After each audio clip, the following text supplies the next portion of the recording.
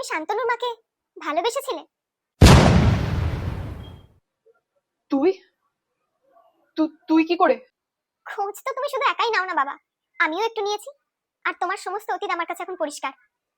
তুই যখন জেনেই গেছিস তোর থেকে লুকানোর তো আর কিছু নেই। হ্যাঁ, কিন্তু ওটা অতীত। তুমি কি এখনো আন্টিকে? না না না না না, আমি তোর মাকেই ভালোবাসি, তোর মাকেই ভালোবেসেছি। কোনোদিনও আমার অতীত আমাদের মাঝখানে আসেনি। তোর মা আমার পাশে সেই সময় এসেছে যে সময় আমার কিচ্ছু ছিল না, কিন্তু আমার মতন অবস্থা যাতে তোর না হয় তাই তোকে আমি শান্তনুর সাথে মিশতে বারণ করেছি। কিন্তু শান্তনু ওরকম না, সেখানে আমি তোমার ব্যাপারটাও বুঝতে পারছি। আমাকে ভুল বুঝিস না, কিন্তু আমার মনে হয় শান্তনুও তোকে ধোকা দেবে। এরপরে তুই যা ভালো বুঝিস। তো বাধা আমার মনে হয় না পৃথিবীর অন্য কোনো সম্পর্কে এসেছে যতটা না তোমার আমার সম্পর্কে এসেছে।